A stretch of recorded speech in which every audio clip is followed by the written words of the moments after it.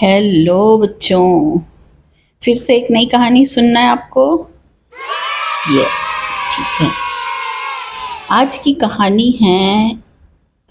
का नाम है ब्राह्मण का सपना। किसी नगर में कोई एक कंजूस ब्राह्मण रहता था और पहले के जो ब्राह्मण लोग थे वो भिक्षा मांगते थे और ऐसा अपना पेट भरते थे। पहले नौकरी वोकरी तो होती नहीं थी, तो सब घर घर जाके भिक्षा मांगते थे, वहाँ से जो भी मिल जाता था उससे अपना गुजारा करते थे। तो उस ब्राह्मण को भिक्षा में अधिकतर सत्तू मिलता था।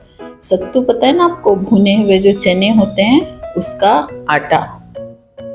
तो सत्तू मिलता था उसको, वो थोड़ा थोड़ा खा के थोड़ा थोड़ा बचा के रख देता था और ऐसे बचा बचा के थोड़ा थोड़ा करके उसने एक घड़ा भर दिया था पूरा, और घड़े को उसने रस्सी से बांध के ऊपर लटका दिया था सीलिंग पे। और पहले के समय घर भी छोटे छोटे होते थे, इतनी हाइट नहीं होती थी, तो उस सीलिंग के नीचे में ही खटिया डाल के वो सोता था और सोते सोते अपना कल्पना करते रहता था, ऐसा होगा वैसा होगा।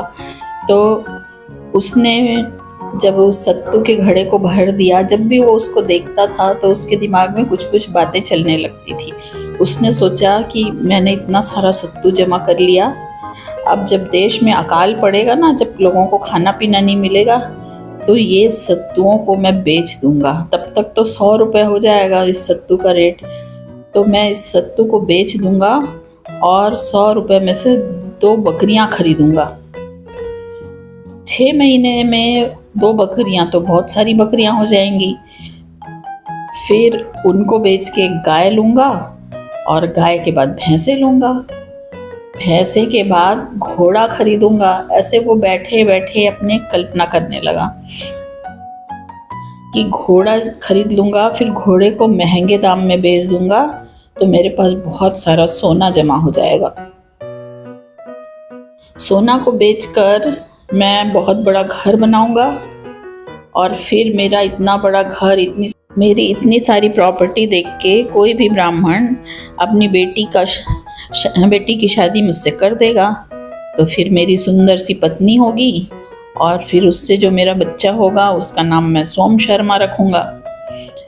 जब वो बच्चा घुटनों के बल चलना सीख जाएगा तो मैं पुस्तक लेकर उसके पीछे पीछे जाऊंगा और वहाँ खड़ा होकर वो जो बाल लीलाएं करेगा, यानी बच्चे जो छोटी छोटी हरकतें करते हैं ना, कभी हंसना, कभी रोना, कभी नकल करना, कभी गुस्सा हो जाना, इस तरह की जो हरकतें होती है उसको बाल लीलाएं बोलते हैं। तो वो सोचने लगा कि मैं उसके पीछे पीछे जाके उसकी बाल लीलाएं देखूंगा।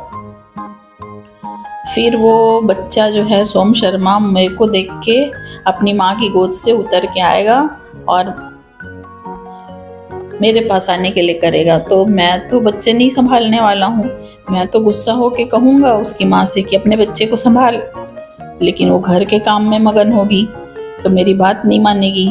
तो फिर मैं उसको ऐसा एक लात मारूंगा कि वो सुन नहीं सकेगी और गिर जाएगी।